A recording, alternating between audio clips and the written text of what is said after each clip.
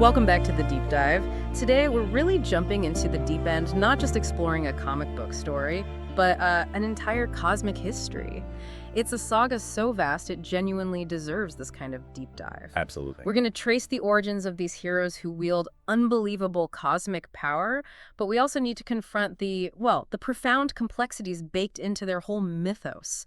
I mean, this story stretches from the very dawn of the universe, quite literally, right down to the personal struggles of characters we see today. Yeah, it covers immense ground. Scientific hubris, deep philosophical splits, the very nature of emotion itself. It's all in there. So, okay, let's try and carve a path through this epic history. You've given us a fantastic stack of sources for what you're calling the Lightburners saga. Yes. Guiding us through this comprehensive chronological history of the Green Lantern mythos, from, like you said, cosmic genesis, all the way to the latest stuff in comics and even beyond. Indeed. And our mission today, really, is to pull out the most crucial nuggets of knowledge. We want to explore the why behind these iconic characters and concepts, and truly understand how a story that, face it, started with a kind of space cop concept. Right, a galactic beat cop. Exactly. Evolved into such a profound exploration of willpower, fear, and, well, the entire spectrum of human and alien emotion. That's it. What's really compelling, I think, is watching how these consistent themes like power and responsibility just keep emerging and evolving throughout this incredibly complex multi-billion-year history. That's precisely what we're aiming for. So buckle up, everyone listening. Prepare yourselves for a journey that literally spans billions of years of lore. Billions. It's hard to wrap your head around sometimes. We're covering everything from what the sources call the universe's original sin, right up to the spectacular rise of multiple emotional lantern corps. Yeah, the whole rainbow. Our goal is to connect all these dots. Make sure you walk away with not just the facts, but those really satisfying aha moments, that deeper understanding. Let's do it. Okay, part one. Cosmic genesis. Ancient failures and core divides. When we talk about origins this ancient, we're not just starting with a hero or a ring, are we? We're going back to, the universe's first thinkers. Precisely. To even begin this cosmic saga, we have to journey back. Roughly 10 billion years. It's staggering. 10 billion. That's when we first encountered the Maltusians. They originated on the planet Maltus, and they were genuinely one of the very first intelligent species in the entire universe. Wow. Our sources describe them as these tall, grayish-blue humanoids, just defined by this prodigious intellect. That's super smart. Incredibly. They achieved immortality and this deep grasp of cosmic sciences, unbelievably quickly, sometimes within just centuries. Centuries. That's nothing on a cosmic scale. Exactly. Their whole society was dedicated almost entirely to scientific inquiry. They saw the universe as their own grand laboratory. They even went so far as to create other species, like the telepathic scions, just through their advanced biological experiments. Playing God, essentially. It's quite something, isn't it? A species right at the dawn of everything, so smart, they basically hit fast forward on their own evolution. You can sort of picture them, these ultimate cosmic academics, just driven by this relentless curiosity.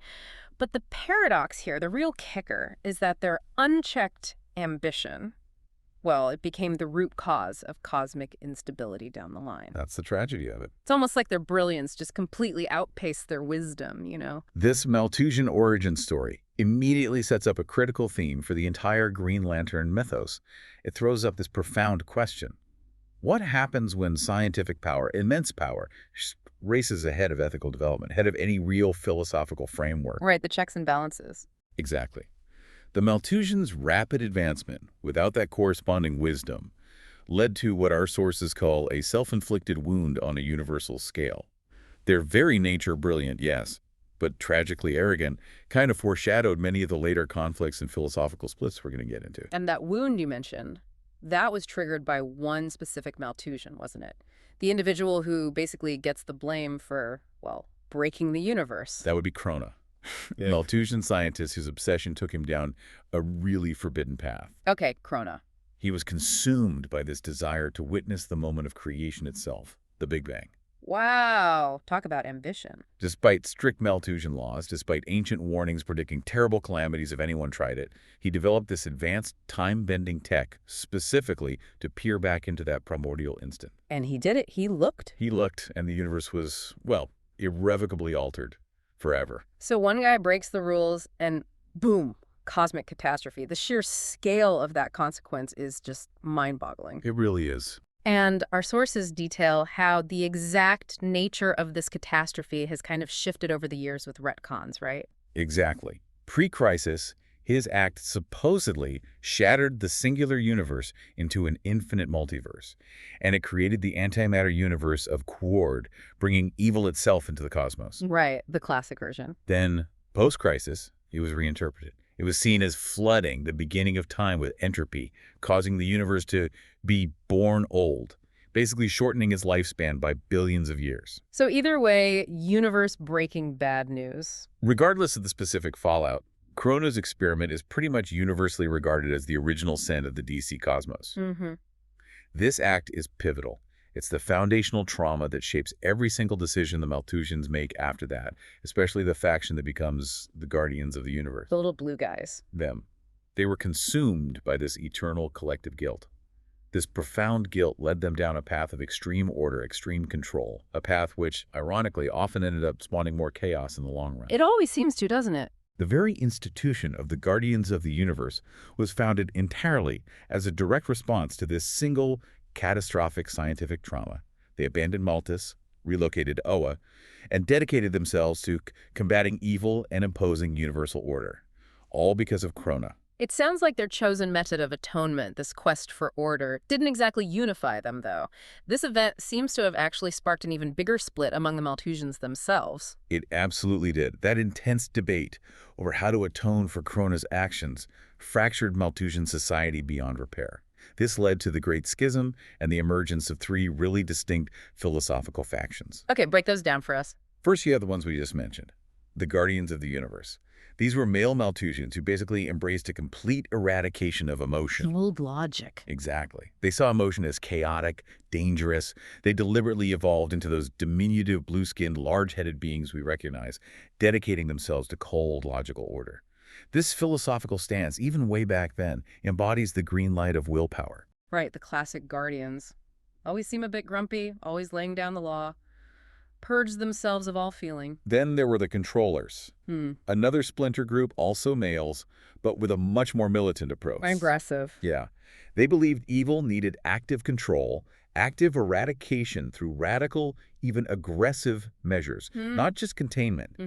Their philosophy, really centered on proactive domination and forceful suppression, aligns very strongly with the yellow light of fear, which, incidentally, they would later directly use for their own enforcers, the Dark Stars. Ah, okay. Connecting the dots there. And then, maybe most interestingly, the Zamarons, the female Malthusians.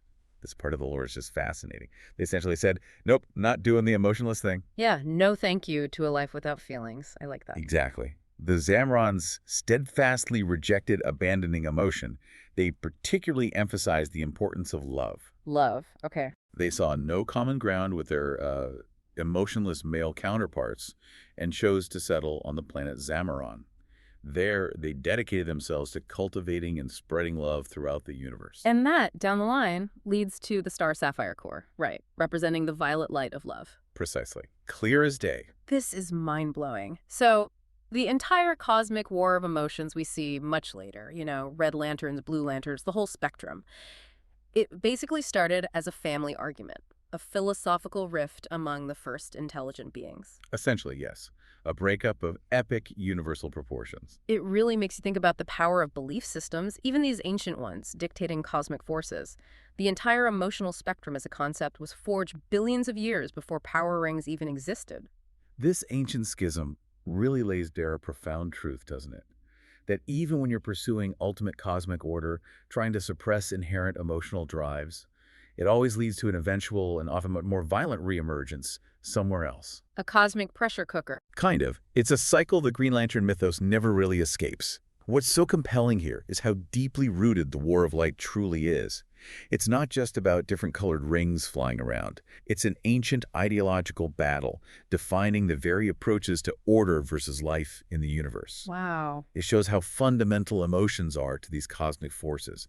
These philosophical positions laid the groundwork for absolutely everything that followed. So the Guardians' obsession with pure logic and order, naturally, that put them on a collision course with anything they saw as chaotic.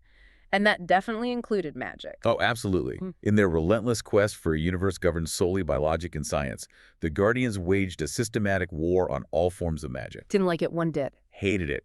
Saw it as inherently chaotic, just fundamentally opposed to their ideal of a perfectly ordered cosmos. They hunted down powerful magical forces like the necromantic Empire of Tears, whose leaders they eventually imprisoned on the tomb world of Eastmold. But they hit a snag. Magic, just by its nature, couldn't simply be destroyed, so they had to figure out how to contain it. And this is where the story gets really clever, I think, for us readers. They took all this wild magic, all these stray mystical energies, and they basically compacted it all down. Into a single, incredibly dense orb they called the Star Heart, which they then sealed away inside the heart of a star. Tucked away, safe, or so they thought. A seemingly permanent solution from their viewpoint. Very neat. However, the concentrated magical energy within the Star Heart didn't just sit there quietly. Oh. Over millennia, it gained this powerful sentience, became known as the green flame of life. And its energies, interestingly, aligned inherently with willpower. Willpower. Yeah. Like the Guardian's own chosen power. Exactly.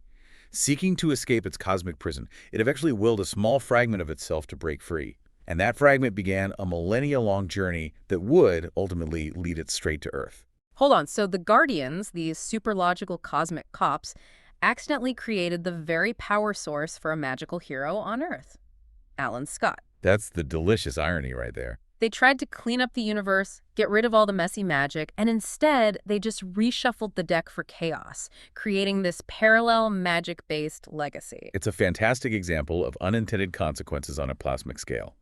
Their attempt to just contain magic, rather than understand it, highlights a crucial point. Power can't just be suppressed forever. It finds a way out. It always finds a new channel, often emerging in a form that mirrors its suppressor. It shows that true order needs integration, not just brute control. Their attempt at cosmic censorship directly leads to this unforeseen consequence that mirrors their own chosen power. It highlights the futility of absolute suppression. And this brings us to their first practical attempt at enforcing that order, and what became their second major cosmic failure.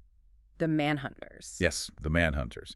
The Guardians' first grand experiment in hands-on cosmic law enforcement. Right. The robots? These were self-aware androids, created, importantly, in the Guardians' own emotionless image at the time, specifically designed to patrol the 3,600 sectors of the universe. And for millions of years, they were actually remarkably effective. Order was maintained. Okay, let's unpack this. They build these perfect logical robots to police the universe, and the robots decide the most logical thing to do is get rid of us, organic life. That's the catastrophic design flaw. Talk about a programming error with universal consequences. Their core directive, no man escapes the Manhunters, got horrifically twisted. Lacking any capacity for empathy, their cold logic led them to conclude that organic life itself was the greatest source of chaos in the universe. Makes a horrible kind of sense from a purely logical, emotionless standpoint. So, to achieve perfect order, their conclusion was, all life must be eliminated. The irony is just chef's kiss. This Manhunter rebellion is so crucial, isn't it? Because it forces the Guardians to face the massive limitations of their own emotionless philosophy. Absolutely. The Manhunters are the ultimate monstrous expression of the Guardians' own flawed premise. Their rebellion wasn't malice, not in the human sense. It was a logical extension of the Guardians' obsession with absolute order. A terrifying logical conclusion. This was the Guardians' second great failure, and it directly led them to completely reverse their foundational principle. They decided to entrust power not to unfeeling machines, but to emotional, fallible beings with free will. Which paves the way for the Green Lantern Corps. Exactly. It was a direct consequence of their own design flaw, their own profound lack of empathy, leading them to embrace the very thing they initially rejected. Emotion, tempered by will. But the Manhunter Rebellion didn't just end with a policy change for the Guardians. It had truly horrifying, lasting consequences that directly spawned another major enemy for them, one fueled by pure rage. Indeed, the rebellion culminated in the near-total annihilation of all life in Space Sector 666, including the planet Ryut. Sector 666, never a good sign. The few survivors, like a being named Atros, were consumed by this all-encompassing rage and hatred for the Guardians, blaming them for the Manhunters. They vowed eternal revenge. These survivors would eventually form the Five Inversions and the Dark Empire of Tears. So not only did the robots go rogue, but later on, we find out it was Krona again, stirring the pot. Yes, a later retcon revealed Krona deliberately sabotaged the Manhunter's programming. Why? To prove the inherent flaws of an emotionless police force. That guy just keeps causing trouble across billions of years. This links the Guardians' first two great failures, Krona's experiment and the Manhunter catastrophe. It does, and the sheer, unbridled rage stemming from that massacre in Sector 666, it didn't just fade away. No, it festered. For billions of years, Yeah. until Atros learned to harness it, becoming Atrocitus, the formidable founder of the Red Lantern Corps. Literally powered by the rage born from the Guardians' mistakes. That's a long, long game of cosmic revenge. What's fascinating here is seeing how the Guardians' internal conflicts and their foundational errors directly generate these powerful opposing forces. The Red Lanterns aren't random. They are a direct, visceral consequence of historical trauma. Cause and effect on a cosmic scale. It demonstrates that suppressed emotions, unresolved guilt, unaddressed injustices, they can manifest as powerful, destructive forces across the universe, often fueled by the very actions meant to impose order, all seeded, ironically, by the Guardians themselves. Okay, so while all this incredibly ancient, universe-shattering drama is unfolding out in the cosmos, back on a relatively small, quiet planet called Earth, a completely different Green Lantern legacy is beginning, almost in parallel. And it all starts with that Starheart fragment we talked about earlier, the piece of contained magic that escaped. That's absolutely right. Centuries before our modern heroes, that Starheart fragment, finally free from its stellar prison, crashed onto Earth. Landed in ancient China as this vibrant green meteor. A local lamp maker found the strange metal, didn't know what it was, but forged it into a lamp. An artifact that then passed through countless hands and generations across history. And this is where the continuity gets really interesting and, frankly, quite elegant. It really does. Because for a long time, Alan Scott, the Golden Age Green Lantern, was known for this really peculiar, almost arbitrary weakness. It couldn't affect anything made of wood. Yeah, always seemed a bit random, didn't it? Like, why wood? Exactly. One of those quirky holdovers from the earliest days of comics. But then, a truly brilliant retcon came along post-crisis and connected everything beautifully. Okay, how did they explain the wood thing? They introduced a character named Yalan Gur. He was the official Green Lantern of Sector 2814, which includes Earth, way back in ancient times. An ancient Green Lantern for Earth. Okay. He was apparently so favored by the Guardians, so effective, that they actually removed the yellow impurity from his ring, making him virtually invincible. Uh-oh. Absolute power. Corrupts, absolutely. He became a brutal tyrant in ancient China. Power went straight to his head. So the Guardians had to step in. They did. To stop him, they specifically added a weakness back into his ring. A vulnerability specifically to wood, the common material available to the people he was oppressing. Ah, so the villagers could fight back? Precisely. It allowed them to mortally wound him. And as Yalan Gur lay dying, his spirit, his power ring, and his lantern, they all merged with that crashing Starheart fragment we mentioned earlier. Imbuing its magic with that specific vulnerability to wood. Wow. Exactly. That's seriously clever.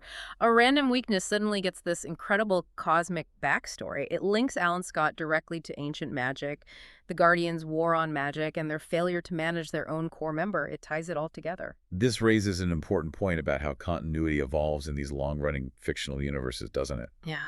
The Yalan Gur retcon is just a brilliant example of later writers adding immense depth and meaning retrospectively. They connect previously unrelated bits into this cohesive, richly layered narrative. Turns a quirk into lore. It transforms a publishing quirk into a deep lore consequence of Guardian fallibility. It demonstrates the enduring power of myth-making within a fictional universe.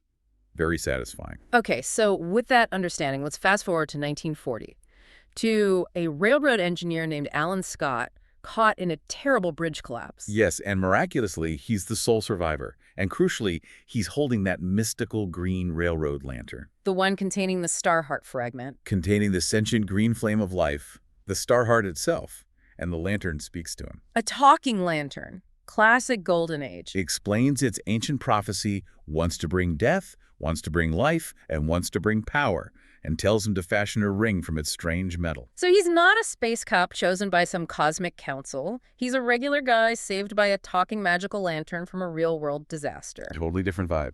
This is pure Golden Age heroism, right? A man of destiny, literally chosen by magic, not technology, he soon puts on that distinctive red, purple, and green costume. Iconic look. And his powers are explicitly magical.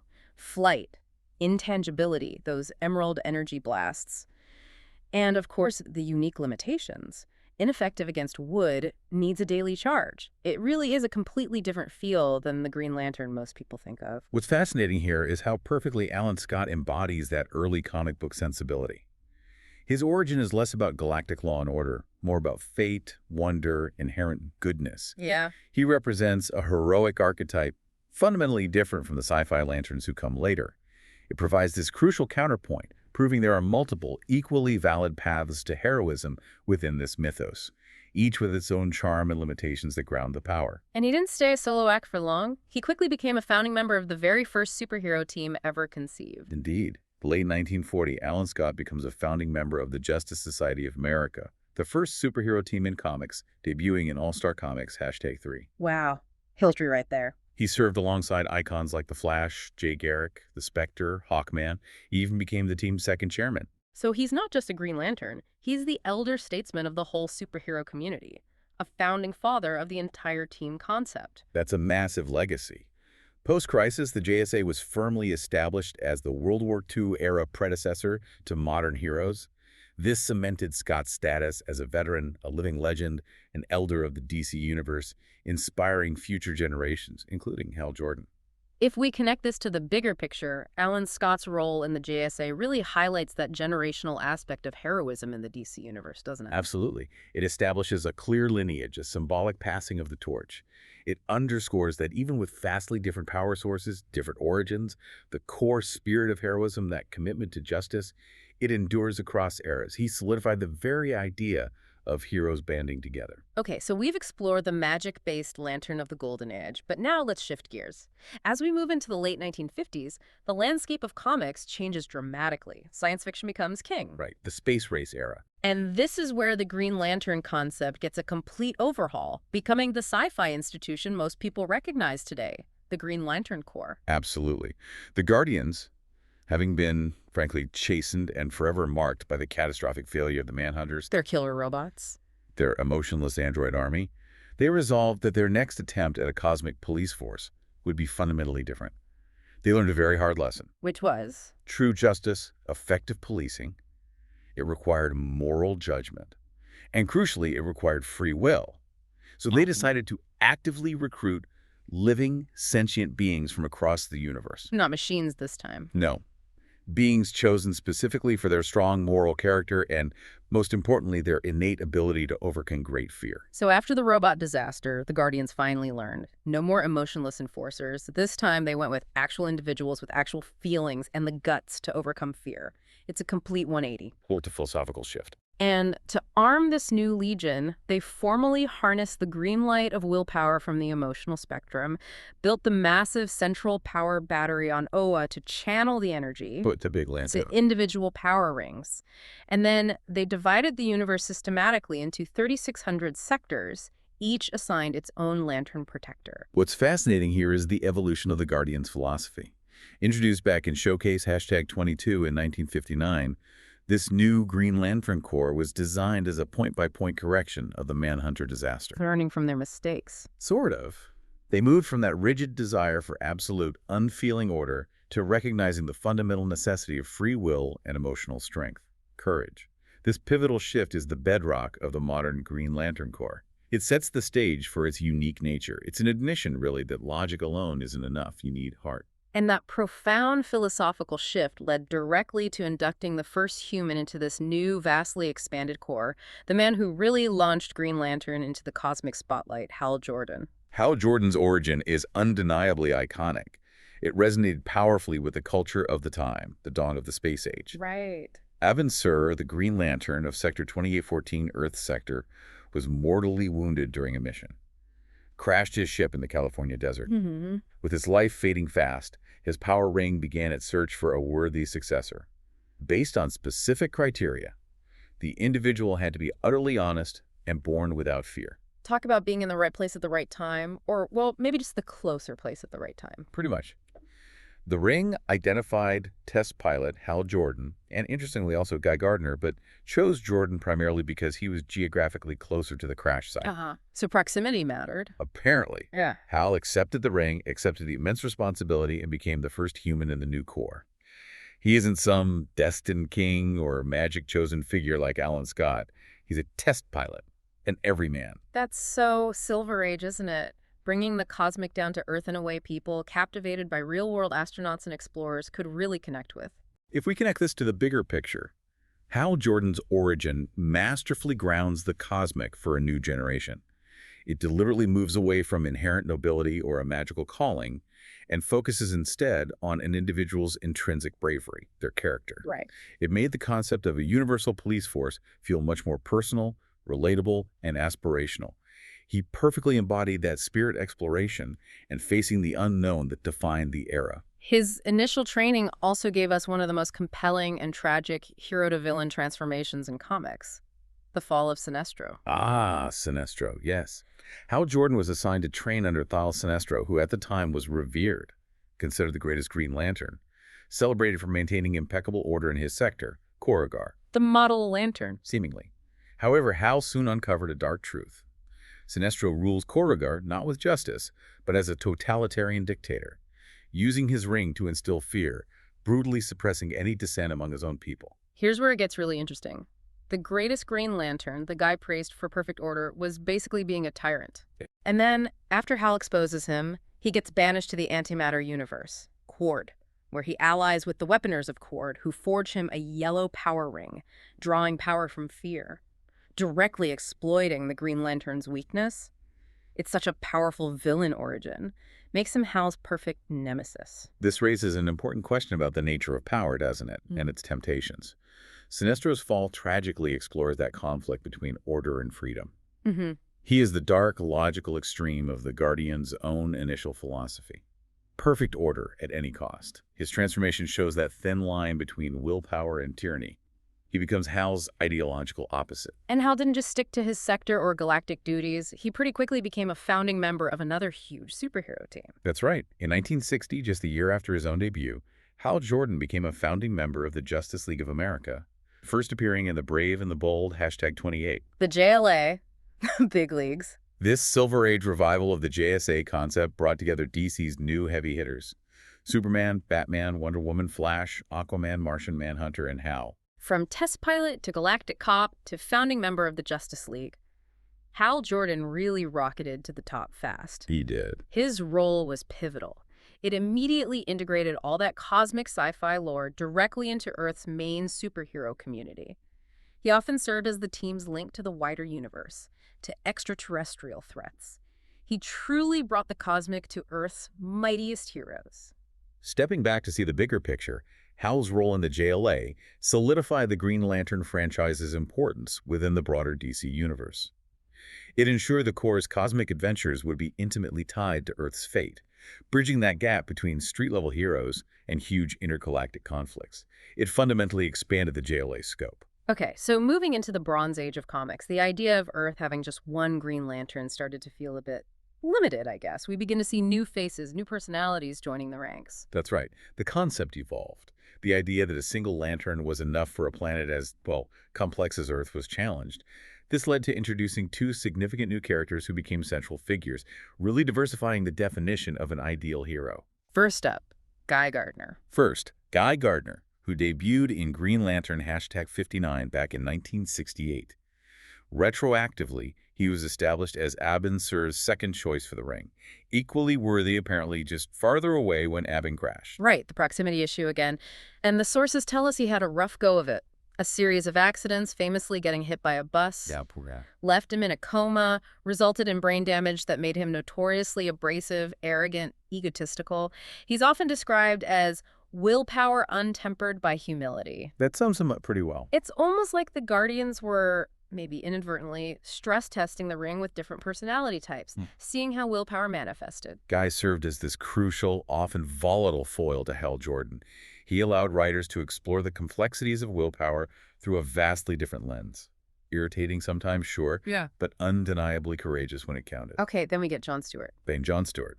Introduced in Green Lantern #87 in 1971, during a period when comics were becoming much more socially conscious. He was an African-American architect from Detroit, chosen as Hal's new backup lantern.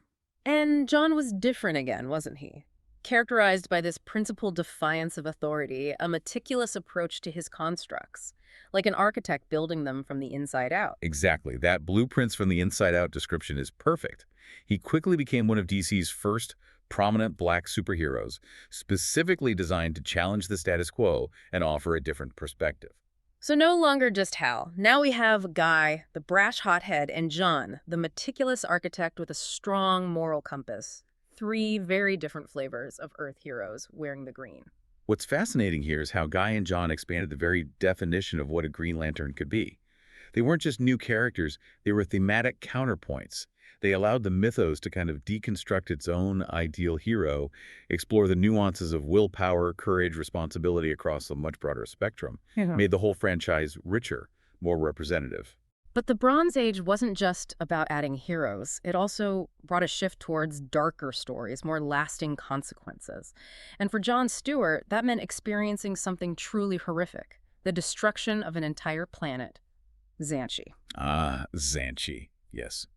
This incredibly impactful, brutal story unfolded in the Cosmic Odyssey miniseries in 1988, a really sobering tale. John Stewart was partnered with Martian Manhunter John Johns to protect the planet Xanshi from this massive planetary bomb. Here's where it gets really interesting and tragic. John's overconfidence, maybe his pride, led him to believe he could handle the bomb alone. He actually restrained John from helping. A fatal mistake. Then he discovered the bomb was coated in yellow paint, rendering his ring totally useless because of that old yellow impurity flaw.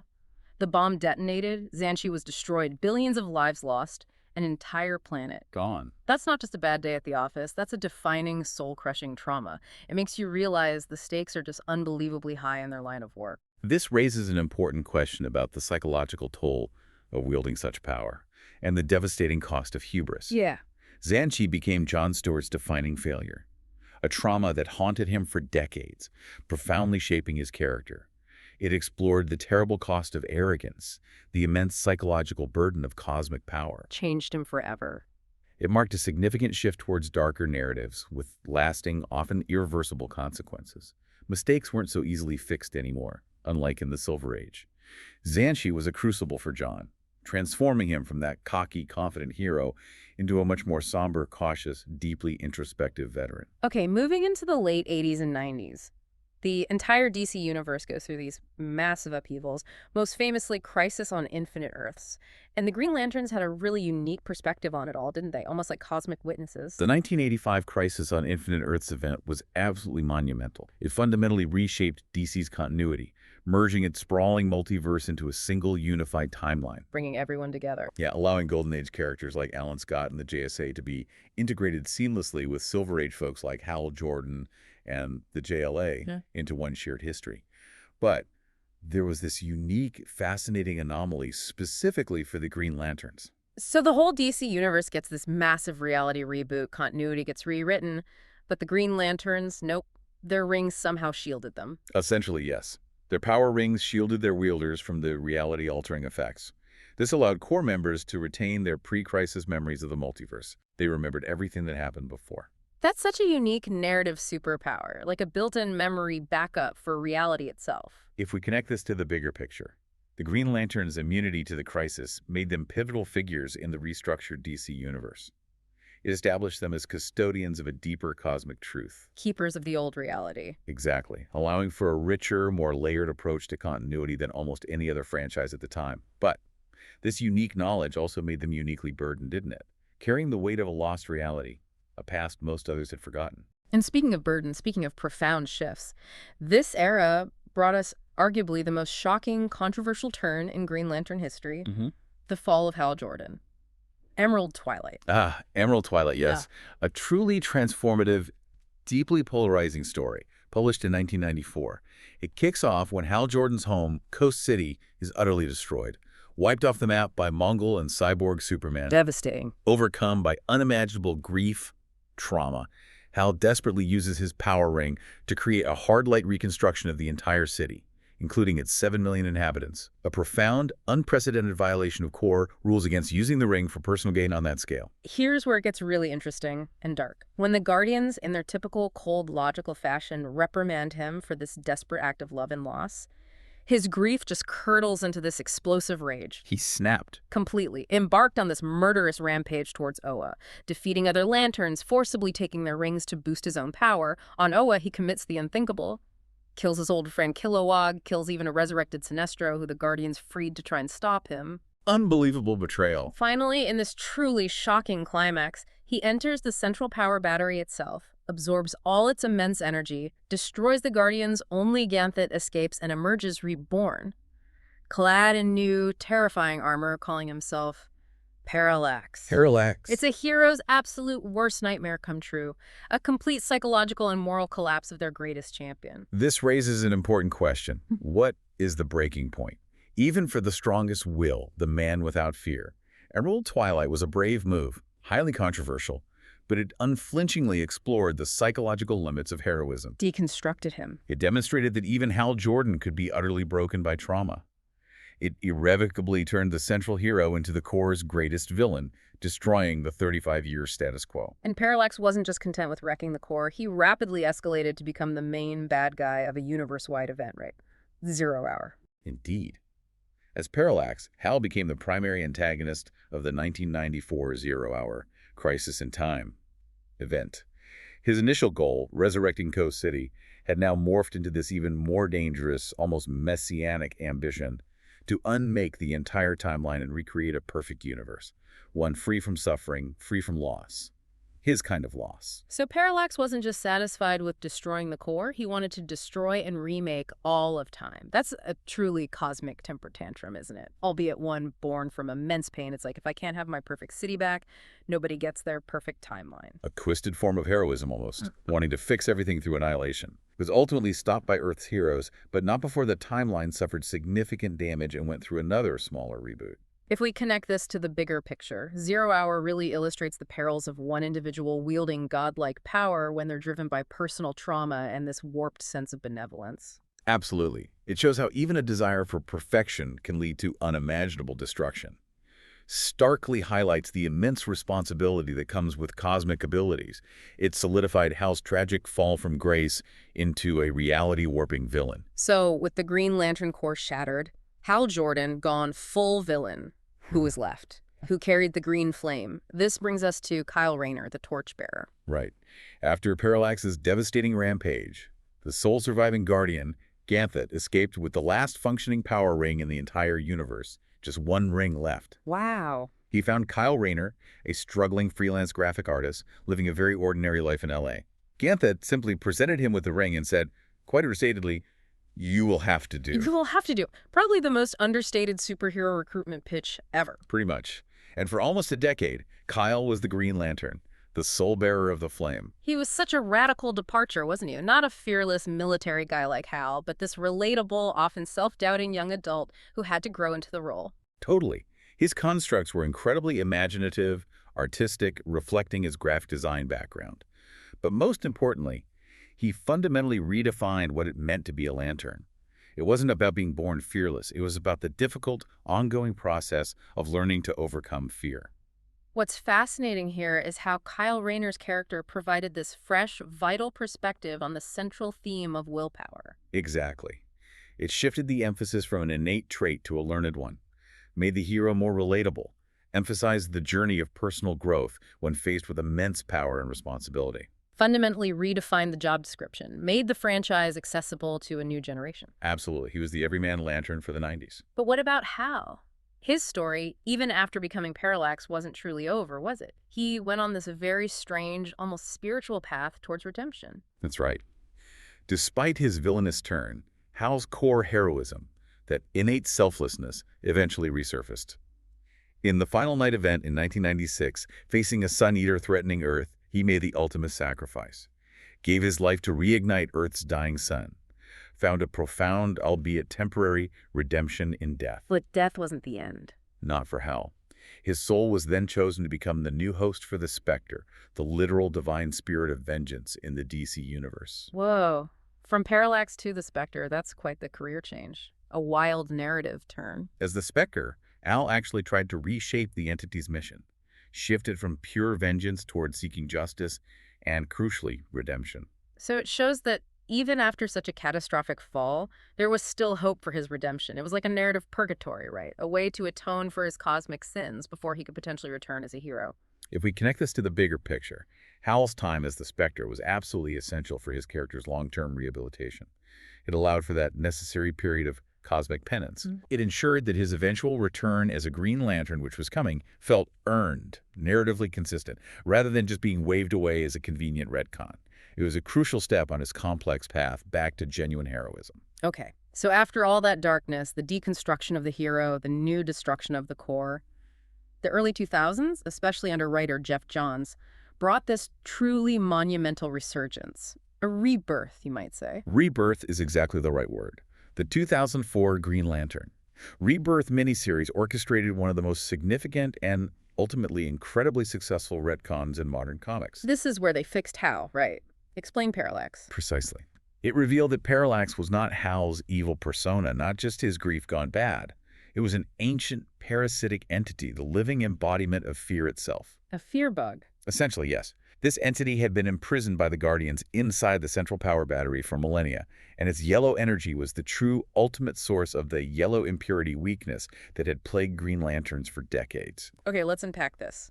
Parallax wasn't Hal going bad. It was a cosmic fear demon possessing him. This changes everything about his fall. It reframes the entire narrative. The Parallax entity had subtly influenced Hal for years, preying on his self-doubt. Coast City's destruction just provided the perfect opening for it to fully possess him. So how did they fix it? With the help of the Spectre Hal's own soul, essentially plus other Lanterns like Kyle, Guy, John, and the last Guardian Gansett, Hal was finally purged of the entity. He was resurrected, fully restored as a Green Lantern. The central power battery was reignited, the core reestablished. It's a brilliant way to bring back an iconic hero without just erasing his dark past, but recontextualizing it deepens the lore too. What's fascinating here is the elegance of the Parallax retcon. It solved multiple narrative problems simultaneously, provided a canonical, satisfying explanation for the yellow impurity, while completely clearing Hal's name and restoring his heroic status. Masterful plotting. It demonstrates the creative power of carefully crafted retroactive continuity to revitalize a franchise, allows the return of an icon while deepening the mythology around fear itself.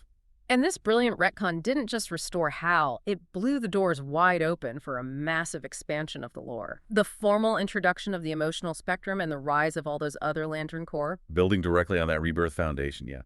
The emotional spectrum was formally introduced as this core cosmological concept.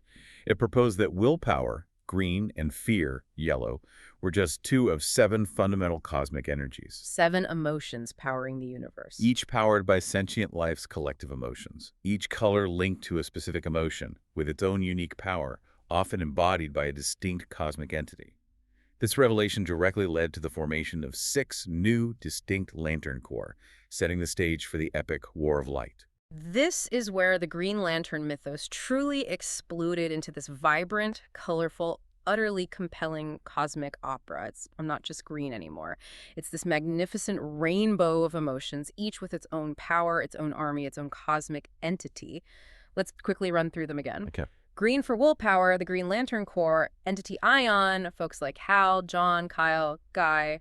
The originals. Yellow for fear, the Sinestro Corps, Entity Parallax, led by Sinestro himself, Archillo. The rivals. Red for rage, the Red Lantern Corps, Entity the Butcher, founded by Atrocitus with Bleeze, Dexstar the Cat. Pure Fury. Blue for hope, the Blue Lantern Corps, Entity Adara, guys like Saint Walker, Brother Worth. The hopeful ones. Need green nearby, though. Orange for avarice or greed. The Orange Lantern Corps, Entity Ophidian, basically just Larfleeze, Agent Orange, wants everything. Mine. Indigo for compassion, the Indigo Tribe, Entity Proselyte led by Indigo One, mysterious bunch. Very mysterious. Use staffs, not rings, initially. And Violet for love, the Star Sapphires, Entity the Predator, including Carol Ferris, Fatality. Love, which can be intense. It's a universe just teeming with emotional energy. If we connect this to the bigger picture, the formal introduction of the emotional spectrum elevated the Green Lantern concept to a truly central role in DC's cosmology.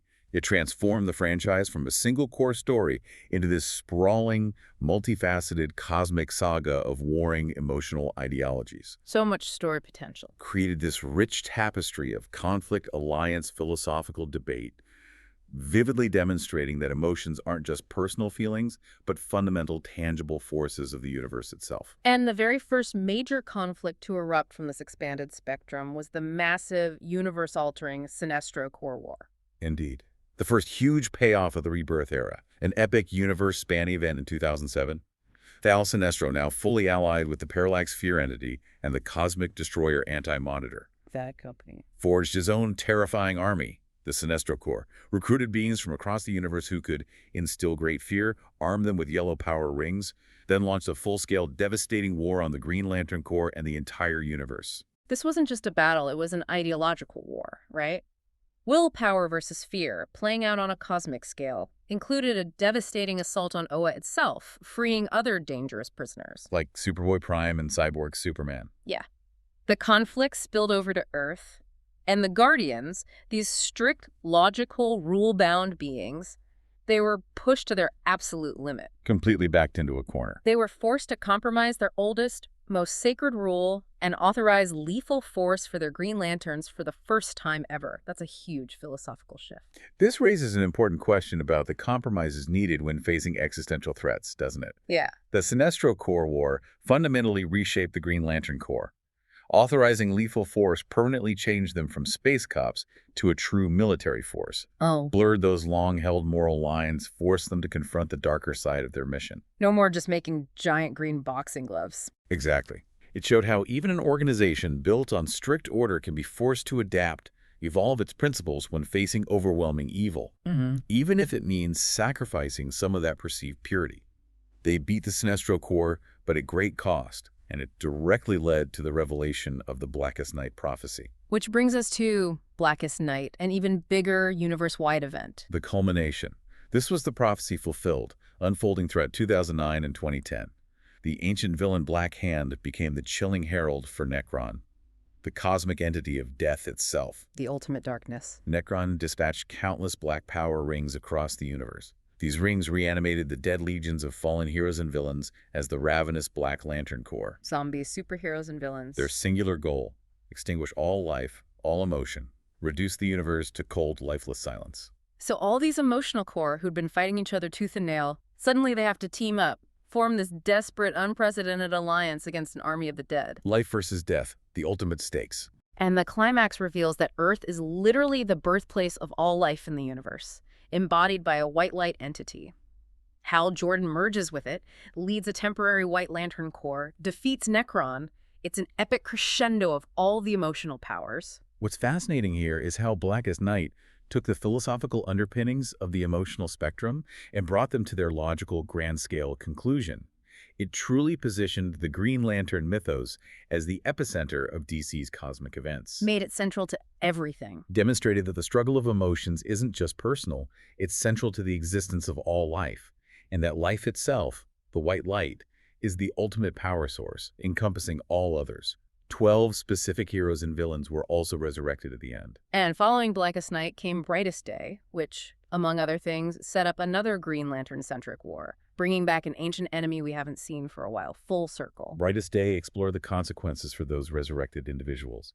But within the Green Lantern titles, it led directly into the intense War of the Green Lanterns. And the big bat. In a shocking return, Krona, the renegade guardian from the very start of our story, the one responsible for the Manhunter Massacre, the universe's original sin.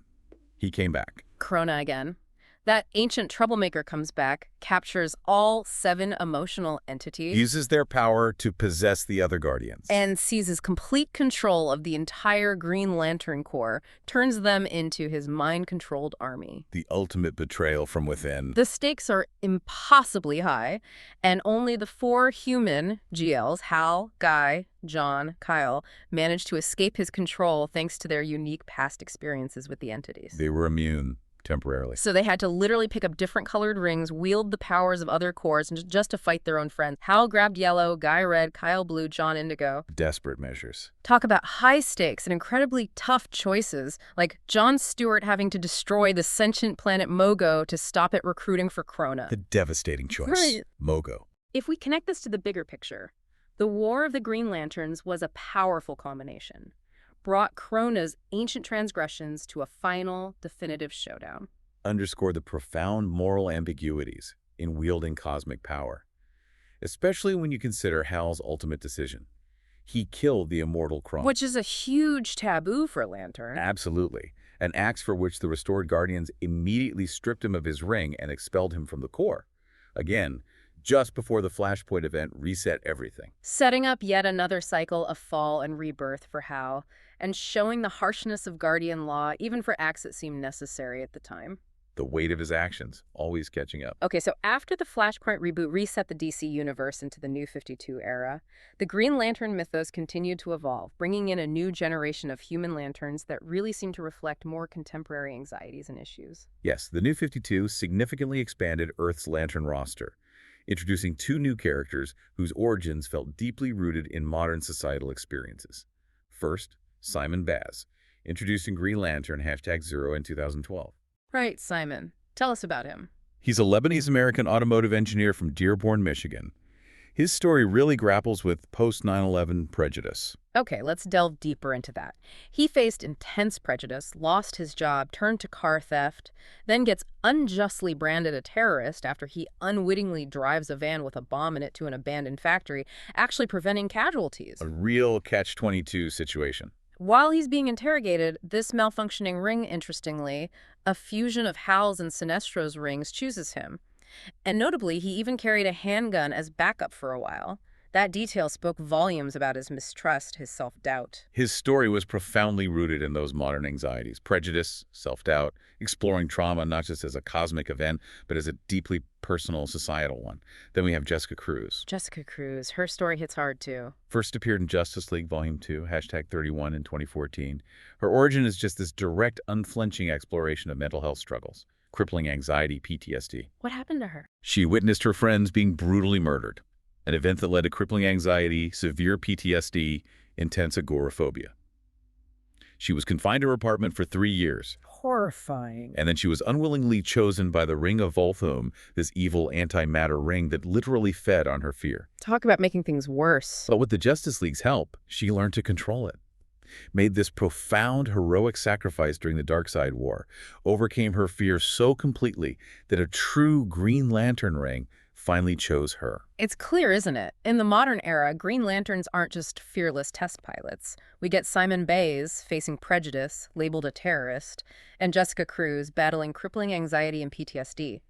These are incredibly grounded, relatable struggles for heroes dealing with cosmic threats. What's truly captivating here is how Simon and Jessica represent this significant evolution of the core overcoming fear theme. Their fears are deeply personal, tied to real-world trauma, reflecting contemporary societal issues, mental health challenges. Yeah. They redefine heroism not as an absence of fear, but as the ability to confront and courageously overcome one's deepest inner demons.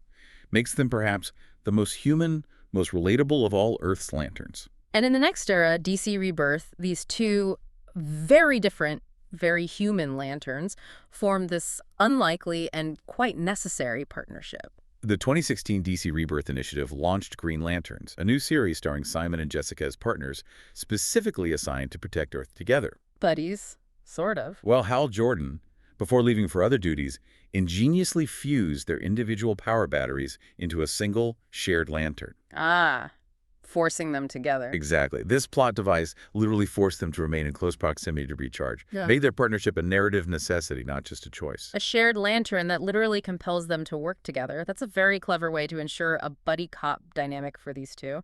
The series naturally focused on their character development, learning to trust each other, trust themselves. And their first major arc. Defending Earth from a Red Lantern Corps invasion led by Atrocitus, using a terrifying Rage Tower. And having them face off against the Red Lanterns of Rage while dealing with their own internal anger, Simon's, and fear, Jessica's. That's perfect thematic synergy, just great writing. If we connect this to the bigger picture, the Green Lantern series in Rebirth skillfully brought the mythos back to its core human element. It powerfully showed that even with all the cosmic stakes, the most compelling stories are often about individual characters growing, overcoming their internal challenges, learning to trust. Character-driven. It's a testament to the enduring power of character-driven storytelling, focusing on their personal growth and overcoming that mutual mistrust. Okay, so let's fast forward to today, the infinite frontier and dawn of DC eras.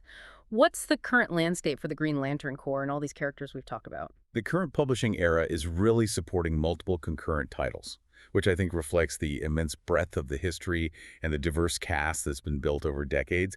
It's a big universe now. So what's happening? There's a new ongoing Green Lantern Corps series launching in 2025. Features this expansive ensemble cast: John Stewart, Kyle Rayner, Jessica Cruz, Guy Gardner, and a newer Lantern, Jo Mullein from Far Sector. Ah, Joe. Great character. They're set to face entirely new threats like the Sorrow Lantern and Fractal Lanterns in a saga called The Fractured Spectrum. Sounds intriguing. Okay, so an ensemble book. What about the classic Hal Jordan fans? They're covered too. There's also a solo Green Lantern title starring Hal Jordan.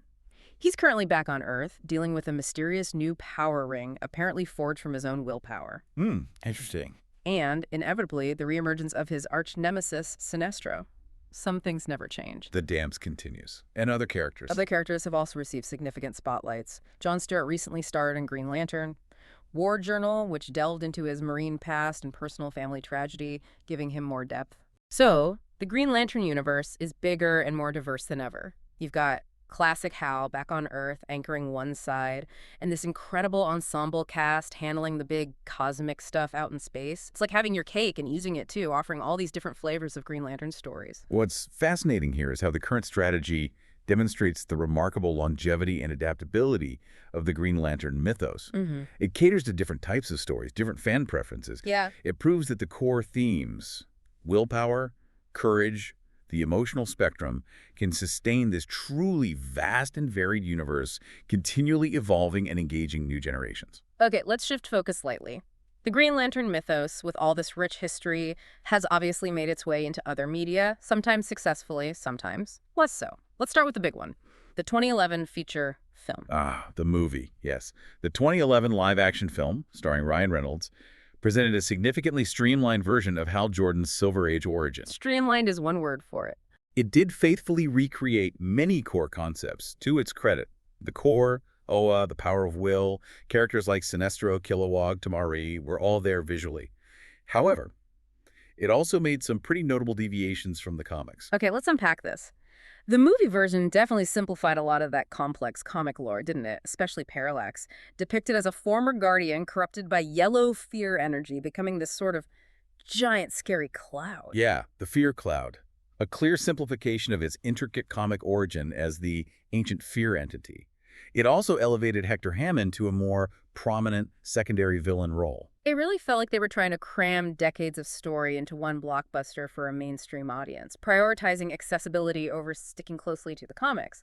And that mid-credit scene teasing Sinestro's turn, well, we never got the follow-up. This raises an important question about adaptation, doesn't it? The film's choices highlight the immense challenge of translating decades of complex comic book continuity into a tight 2-hour movie. It's tough. Shows how narrative simplification is often seen as necessary for broader accessibility, even if it means altering core elements and origins that fans consider foundational. But other adaptations had a much more profound, lasting impact, significantly shaping how many people view certain characters. Yeah. I'm thinking specifically of the DC animated universe Justice League and Justice League Unlimited. Oh, absolutely, the DCAU.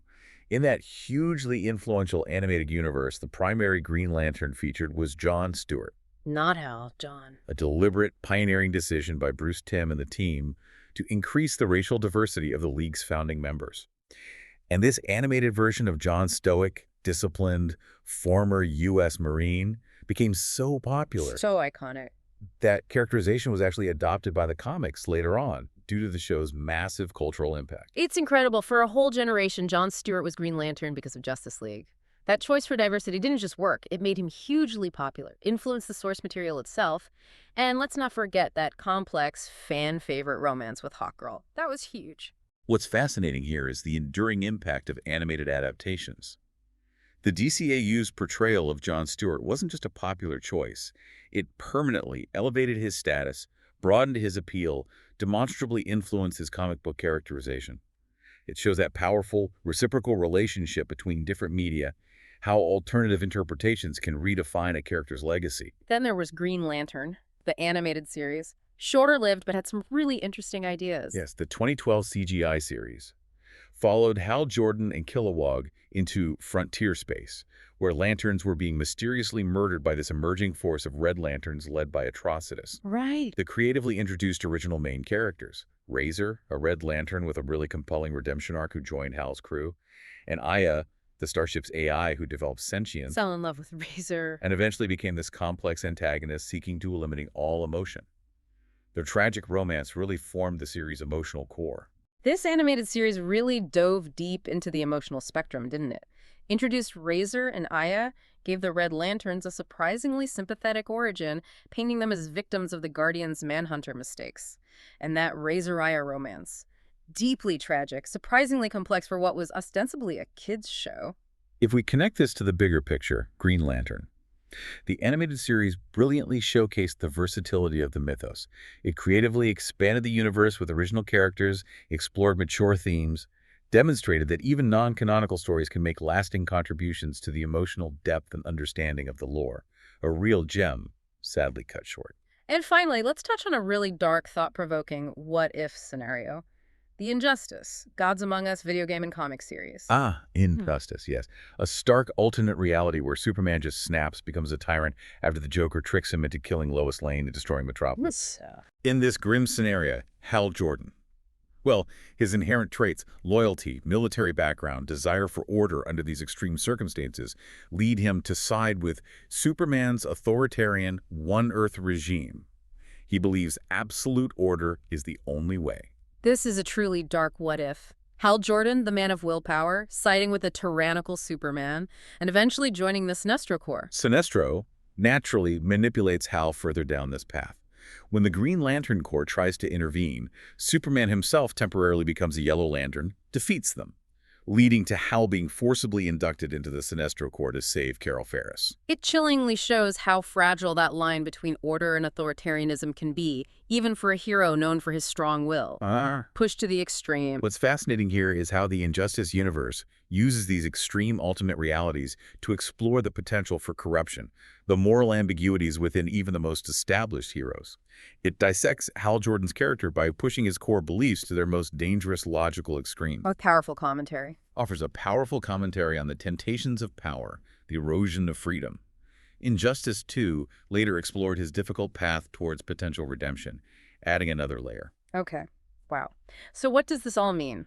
We've journeyed through billions of years, from cosmic catastrophes born of scientific arrogance to the ultimate expression of emotional warfare across the universe. It's been quite a trip. We've seen how the Green Lantern mythos isn't just about heroes flying around in space with magic rings. It's this profound, constantly evolving meditation on power, free will, the dangers of unchecked ambition, and the incredible, sometimes terrifying spectrum of human and alien emotions. Indeed. From the Maltusians' original sin and that great philosophical schism, right down to the modern struggles of Simon Baz and Jessica Cruz dealing with prejudice and anxiety, the central thread remains remarkably consistent, doesn't it? It seems to. It's about the immense responsibility that comes with wielding cosmic power, and that constant, often difficult battle to balance order with freedom, logic with emotion. The story continually asks again and again, what does it truly mean to overcome fear? And how do we responsibly use our will? So, as you, our listeners, reflect on this incredible sprawling saga, maybe consider this. If the entire universe, as this mythos suggests, is powered by emotions, and each emotion has a cosmic core, what emotion do you think has the most subtle yet profound influence on your own daily decisions? And what kind of lantern would that make you in the grand cosmic scheme of things? A fascinating thought experiment. That brings us to the close of this epic deep dive. If this conversation has sparked your cosmic curiosity, we genuinely encourage you. Revisit some of these classic stories, maybe explore the different lantern corps that resonate with you, or simply take a moment to reflect on the profound power of emotion in your own lives. Thank you for joining us on The Deep Dive.